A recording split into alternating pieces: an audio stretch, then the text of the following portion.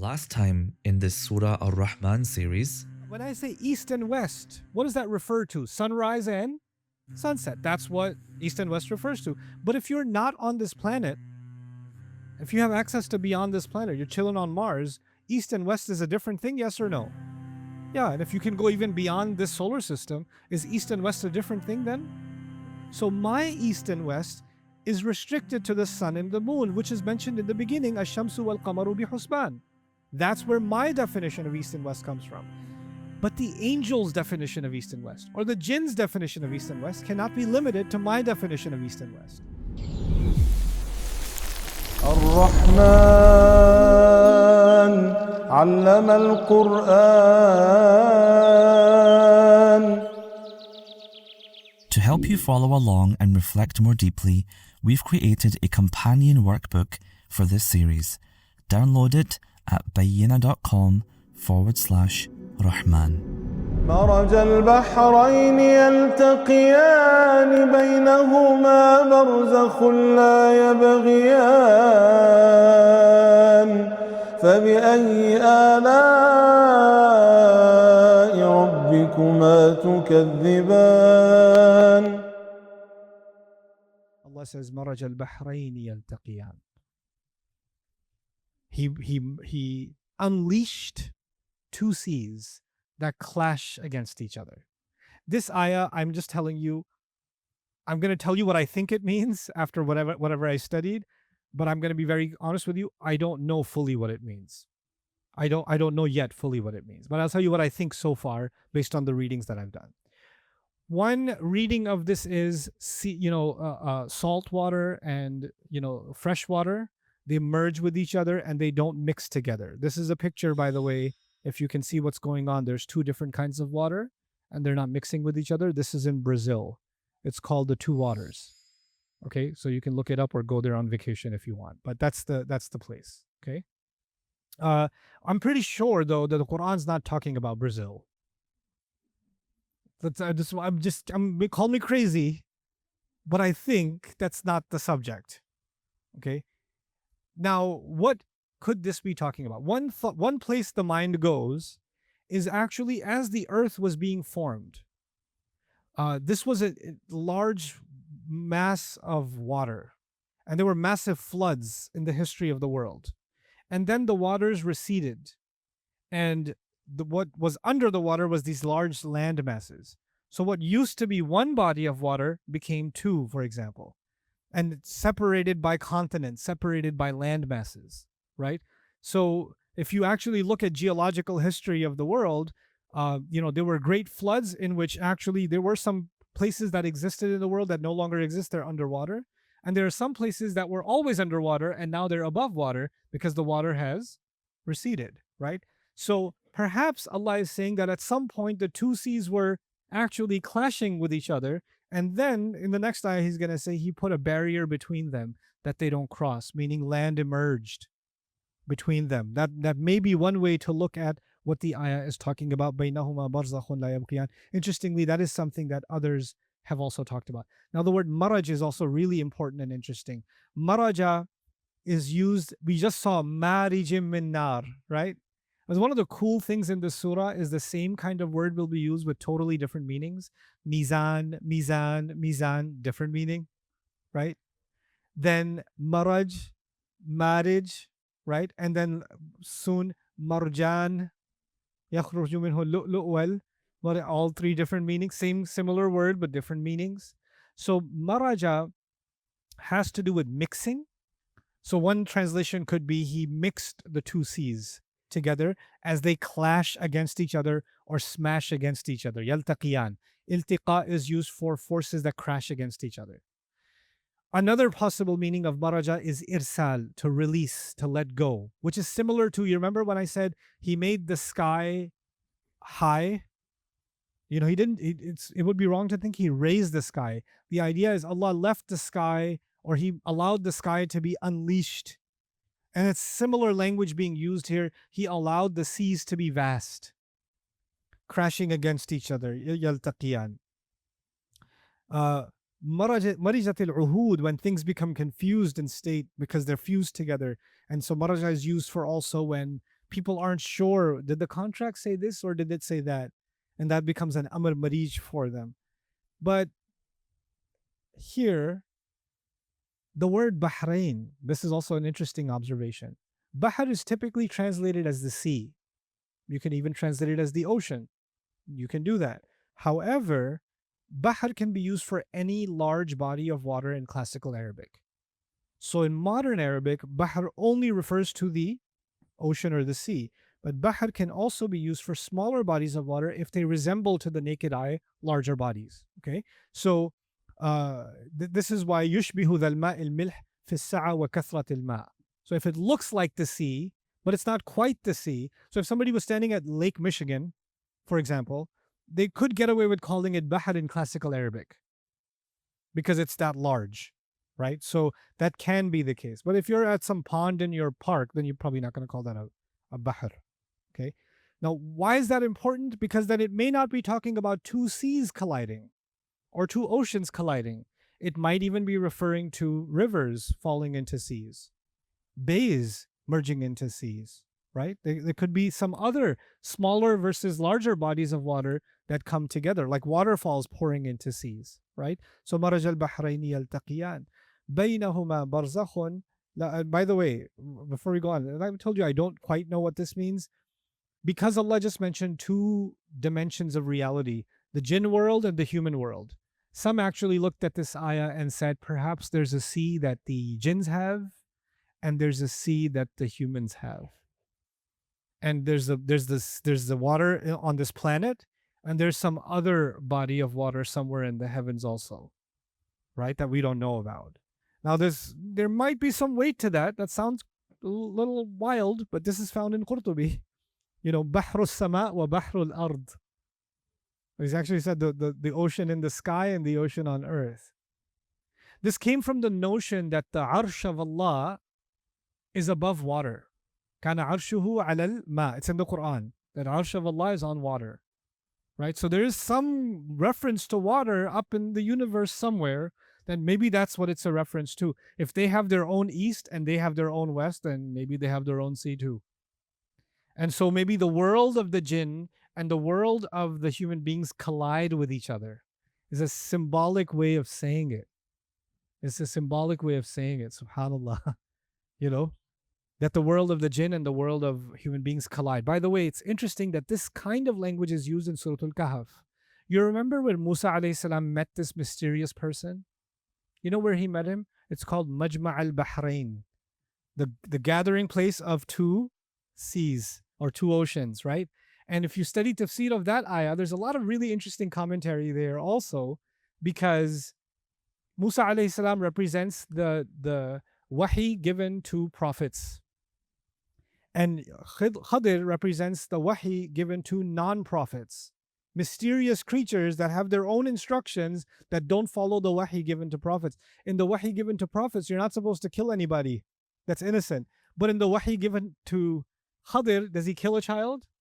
Yeah, he does. In the wahi given to the sharia given to prophets, you're not supposed to damage somebody's property. And the wahi given to Khadir, he damages a ship. Right? In wahi given to human beings through prophets, the means don't justify the ends. Right? You can't just, or the ends don't justify the means. You can't say, oh, I was trying to do something good, that's why I'm doing his parents a favor, I killed him. You can't do that in Sharia. You can't say the ends justify the means. But in the Sharia, the wahi given to Khadir, do the ends justify the means? Yeah, they do. It's a different system. It's like interestingly, they met in a place where two seas meet, right? And they both represent two different seas of knowledge of Allah that aren't actually supposed to meet. And even when Musa alayhi salam got a little taste of that sea, he couldn't digest it. He couldn't take it. Like, imagine like creatures that are meant to be in certain kinds of water, and you put them in the other water, they can't live in that kind of water, right? So that imagery is also Majma' al-Bahrayn, isn't it? And here he says he brought two seas and he clashed them together. Now, is there some interaction between the two seas? Yeah. Is there interaction between human beings and jinn? Yeah, but by and large, what has Allah done? Maraja al-Bahrayni, and by the way, yaltaqiyan means crashing. And iltiqa is used when armies crash against each other. That's what it's used for. He says بينهما برزخ. Barzakh is actually معبر باطني جوفي من خلال حاجز بين أشياء. It's something that is internal or hidden away that creates a barrier between two sides. It can be any kind of separator. Some say it's internal. Others say that it's exposed, but that's basically what barzakh means, a barrier. A good English translation of barzakh is barrier, okay? Some kind of separator. So Allah created a separation between the world of jinn and the oceans of the jinn and the oceans of human beings. Or physically, the oceans of the Pacific coast and the Atlantic. Or two different bodies of water, which I think is the least likely, crashing into each other and not mixing. You can find pictures of that here and there. But by and large, I think this has a larger meaning. And that لا يبغيان means they don't violate it. تشبيه بليغ كل ماء منهما خصائص تدفع عن اختلاط الآخر به. One kind of water has its own life. One kind of water has its own temperature. If you go to South Africa, if you go to Cape Town, you'll see two ocean temperatures on the same coast. Two bodies of water are meeting, two different marine lives, two different temperatures of water, but they're right next to each other. Bahrayn could also be referring to the currents of the ocean, because there's a marine biologist will tell you there's the upper ocean and there's the deeper ocean, and they don't mix with each other. The species and the water quality and even the movement of the water underneath is different from the water above, and the two don't mix with each other. So that could also be a reference to the two seas that don't meet with each other. وَقَدْ يَكُونْ بَيْنَهُمَا حَاجِزْ أَرْضِي مَحْسُوس وَقَدْ لَا يَكُونْ. It could be there's a barrier between them that can be felt and seen, or cannot be. This may be a reference also to like Arabia. Like they have seas on either end, right? And in between they're the barzakh, right? And by the way, the more you get closer to the seas, you get closer to larger civilizations. Because how do nations become superpowers? When they have access to the waters, right? The nations that are landlocked are always in trouble. The nations that have access to the sea and access to the oceans, they're the nations that become superpowers, right? So for example, Afghanistan's biggest problem is that it's landlocked. So it's stuck on all sides between multiple powers, right? There are nations that are, Taiwan, Turkey ends up in trouble all the time because of the Suez Canal. It's got access to the water. When that contract runs out, there's going to be a problem for Europe because they're going to have to pay extra tariffs to Turkey. So, there's not a surprise that Turkey keeps having all kinds of instability and all kinds of stuff happening because there's powers at play, and those powers have a lot to do with the passage of the seas.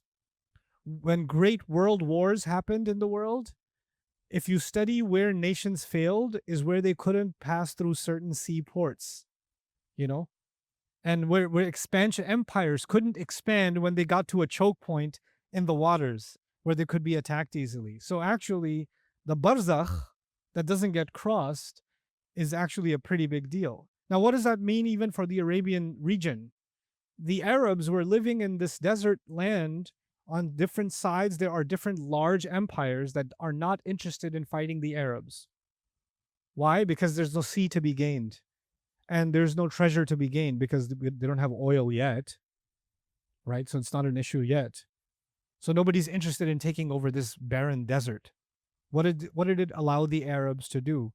It allowed the Arabs to go towards Yemen and do business and trade with, and by sea connect to all of Africa. All the way, even Asia, and then come back, go towards Syria, and from there, when they get to the coast, they can connect to all of Europe, they can connect to the other continents, and they're the barzakh in between that gets to benefit from the import-export of both of those worlds. They're the kind of this barrier between the East and the West. That's what they became, and they were beneficial. Makkans particularly, because they were the midpoint. They were the beneficiaries of that trade. So there was they served as a barzakh that neither power could cross. And they don't have an army. They live in basically nothing compared to the Roman Empire, compared to the Persian Empire. What do they have? They have no resources, no military. There's just a bunch of tribes, mud homes. And yet, because they're a barzakh, nobody crosses over. right? So بينهما برزخ لا يبغيان, maybe an undertone of that. This is Al-Qurtubi again, some really interesting comments. He says barzakh is between the sky and the earth, meaning perhaps the seas is an allegorical reference to the seen world and the unseen world. And between them, Allah put a barzakh. Interestingly, our travel into the next life, right? There's a barrier stage. Then we get into the next life. What's that barrier stage called? Also called barzakh. Al-Ard allati baynahuma wa hiya al-Hijaz. Meaning what I was telling you, the seas, the land between those two seas is Hijaz. Al-Barzakh ma bayna dunya wal-akhirah. Would you know that one?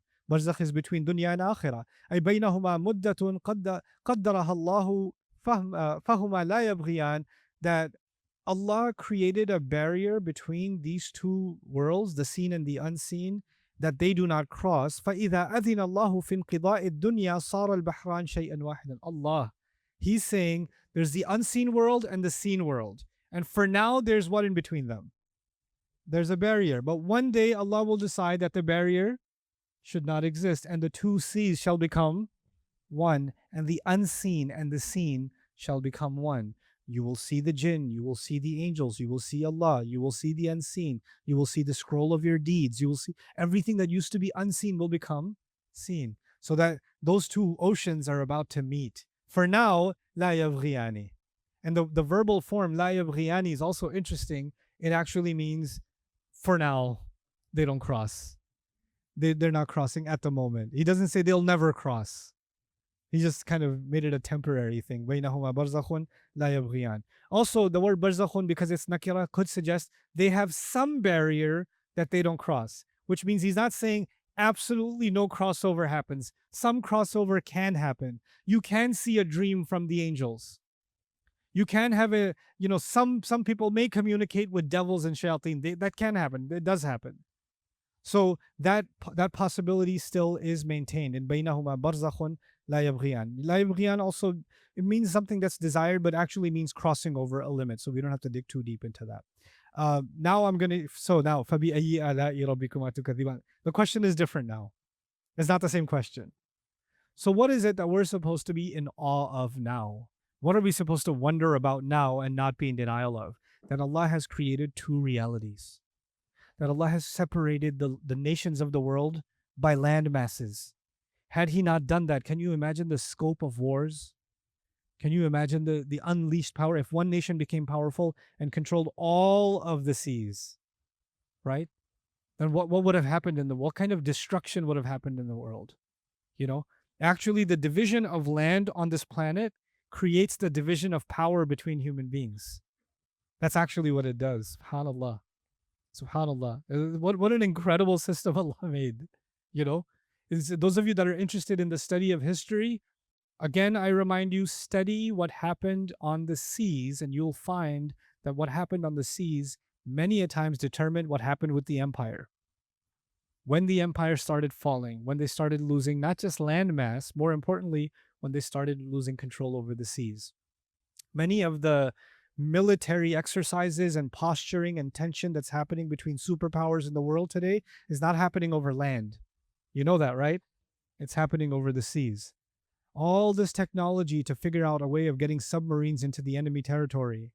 And then the naval ships showed up by the coast near, Russian naval vessels near Alaska or whatever, or the Chinese are encroaching into this landmass or that sea port or whatever other seaport. This is the game of the world now, right? So فَبِأَيِّ آلَاءِ رَبِّكُمَا تُكَذِّبَانِ.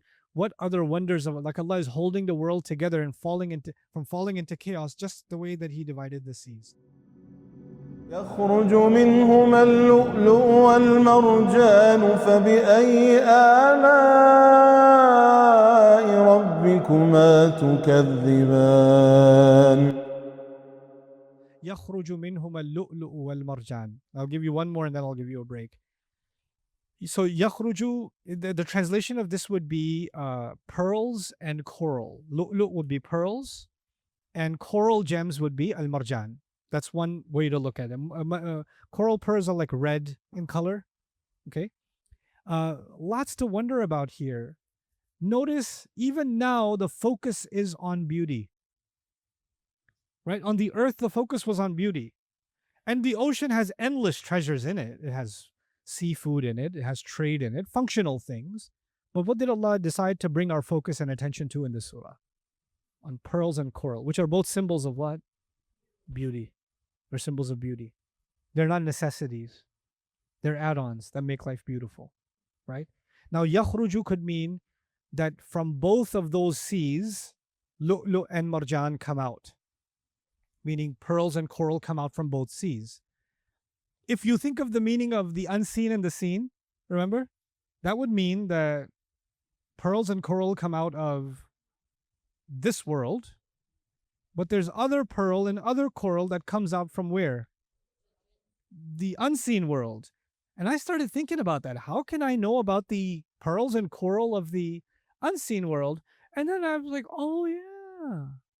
كَأَمْثَالِ اللُّؤْلُؤِ الْمَكْنُونِ. Like in Jannah, the servants are being described as lu'lu', like pearls. And the spouse in this surah later on is going to be described as al-yaqut wal-marjan. كَأَنَّهُنَّ الْيَاقُوتُ But that's not a spouse in this world, that's a spouse in this world. You have these kinds of pearls and coral. That world will have its own kind of pearl and coral. يَخْرُجُ مِنْهُمَا اللُّؤْلُؤُ وَالْمَرْجَانُ Subhanallah. It's so beautiful that he does that. So it's not just about two kinds of water or two seas, but it may be the lu'lu' and marjan of this world and the lu'lu' and marjan of the unseen world, right? So he's the beauty of that world too. But there's other things here. Yakhruju can be read yukhriju also. Yukhriju with a dhamma. If you read it with a dhamma, it means he brings out, meaning Allah brings out lu'lu' and marjan. If you read it yakhruju, it means lu'lu' and marjan come out. They come out. If you read yukhraju, the third reading, yukhraju minhum al-lu'lu' wal marjan, that actually means that the pearl and coral are brought out. So if it's brought out, meaning people bring them out. Yukhriju, Allah brings it out. Yakhruju, they come out. They emerge, right? So these are the three meanings that are found inside of one ayah, depending on the reading. If you say yakhruju, then the lu'lu' and marjan would be mansoob. So yakhruju or yukhriju minhum al-lu'lu'a wal marjana, like the harakat would change. But the thing to ponder, this is tafsir, but let's do a little bit of tadabbur before I give you a break. Why mention these things? Okay, fine, they're beautiful. But think a little more deeply. You know what pearls are? I mean, let me see if I have a picture. This is coral. This is coral. And, oh, I forgot the pearl picture. But you know what pearls look like. Where are pearls formed? Yes, oysters. You know what pearls actually are? Oyster poop. It's actually oyster secretion. Its waste forms the pearl. One species poop is another species treasure.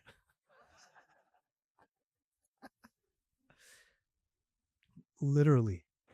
Do you know what coral gems are come from? These corals, they die. And then when they die, they crystallize. And they become hard. And then we use them as gems. And they say they have medicinal properties. And they clean blood and all kinds of stuff. So one species corpse is another species treasure. The two things that are the most disgusting to human beings are feces and corpses. Feces and corpses. And these two treasures are actually feces and corpses. Allah is telling us something really profound here. Allah decided to take something that has zero value. In fact, it's at its core, it's disgusting. But He turned it into something beautiful for who? You. Humans. He took something that's dead and made it into a treasure. Yes. That's what Allah did. Like, what a commentary on beauty. To take something that is at the height of ugliness and turn it into something beautiful. That's what Allah did. There's another thing here for our contemplation. Human beings put value on things without realizing what the origin of those things is. You know, in the ancient times, pearls were like a show of royal power. These are status symbols, pearls and coral, because we have the kind of bling, we have the kind of money to pay for sailors to go out to sea and to dive deep and to get those pearls and then get a whole necklace made of pearls that I'm going to walk around in. Kings would wear, not just queens, kings would wear pearl necklaces and have a stash of marjan with them, because this wasn't just about beauty. This was about a symbol of show and power. You know how like people wear brands, right? And they want to make sure that the logo sticks out on the purse, you know? Women, like some women, not you, no women in New Jersey, and their Chanel and their Louis Vuittons, right? And then when they go to some Eid gathering, they have, where's that Chanel? Where did I put it? Where did I put it? And then they have to put it next to the dinner table, like, and then they position it this way so those people get a view. Then they position it this way, those people get a view, you know, like, you know, you have to show it off. But you see, the idea of showing it off, where did it come from? Well, I mean, at the end, think about that Chanel bag for a second. It is a dead cow, well stitched, gone through a stretching process. Well, it's a dead cow is what that is. Most of that cow became someone's burger. And then it came out the other side and fed the earth. And some of that cow, you decided to put this much value on. Right? At the end of it all, that's what it actually is. If you accidentally dropped it into the, left it somewhere on a farm, over a few, decades, it would disintegrate into the sand and return to what its origin is. Right? That's what would happen to it. But you know what? Allah created things that are at its core, they're actually not, in their essence, they're nothing. But we give them value. We give them value because of their beauty. And so we learn something about this life. In this life, human beings give value to what? Beauty. And then that value becomes a symbol of power. Power structures get formed with beauty. Entire societies get developed with beauty, with the attraction of beauty. You'll have, for example, a no-name town, and they'll build this huge resort, beautiful resort. And guess what happens next? People start moving to the area. Other things start coming to the area. The whole ecosystem gets formed. All because of what? Because of beauty. Just because of beauty. Think about every major industry, like the phone industry, for example, technology industry, the car industry, every industry. How is it that they make their product sellable? Not by making it more functional. Actually, what really sells in the end is the look. Like the 2015 Range Rover and the 2023 Range Rover is still a Range Rover, essentially the same engine, essentially the same transmission issues, essentially the same vehicle, same tires, same rubber, same metal, same mechanics. What's different? Oh, the look though, bro. It's so sick on the inside. Different kind of cow they killed to make those leather seats. Like, it's so different. Like, human value on beauty. What is the Mona Lisa? It's a painting. In the eyes of some beholders, it's beautiful. How much value is the original Mona Lisa? Forget the Mona Lisa. How much is an NFT of a monkey with like one lens on it? It's an ugly picture, but somebody thinks it's got value. We can give anything value. Human beings give subjective value to things, and then entire worlds are impacted by that subjective value, aren't they? Entire worlds are shaped by the value we give to things. Allah is teaching us this point because the value of these things are actually only inside of our minds. The reality of it is they don't actually have value, nor do they have permanence, because we ourselves don't have permanence. We ascribed value to them. Isn't that the case? Allah put in us a desire for beauty, so we decided to put value on these things. However, there are some things that are beautiful and valuable that we didn't give the value to, Allah gave the value to them. You know what that is? That is His word. That is His guidance. The value of Allah's words did not come from us giving it value. It came from Allah giving it value. The value given, the Lu'lu' al-Marjan were made beautiful, but who decided to make them expensive? We did. We set the price for it. We made the expeditions for it. That's the difference. Allah is teaching us something about our own tendencies and how we create value. How we create value. And how Allah wants us to rethink value. Not in denial of these things, but in harmony with these things. You can still enjoy the beauty of these things, but only when you truly understand where actual value comes from. May Allah Azza wa Jal give us an appreciation of things that truly have value. Coming up next time in this Surah Ar-Rahman series, we've turned Islam into consumer religion. And when somebody's having a hard time, then somebody's going through a psychological issue, somebody's going through a traumatic issue. Oh, jinn. This business, we slapped out on everything. And how come jinns are only in Egypt and Pakistan? How come there are no jinns in China? There's no jinns in New Jersey. There's no jinns in Florida. The only jinns are just when you go there. The jinns don't know how to cross the sea. You know? How come they don't get no jinns? French people don't have any jinns. You know? But the moment you become Muslim, jinn problems. You know? So we've developed this kind of superstition and we've superimposed it onto our religion. Is there such a thing as a waswasa coming from shayateen? Yes. Is there such a thing as possession? No.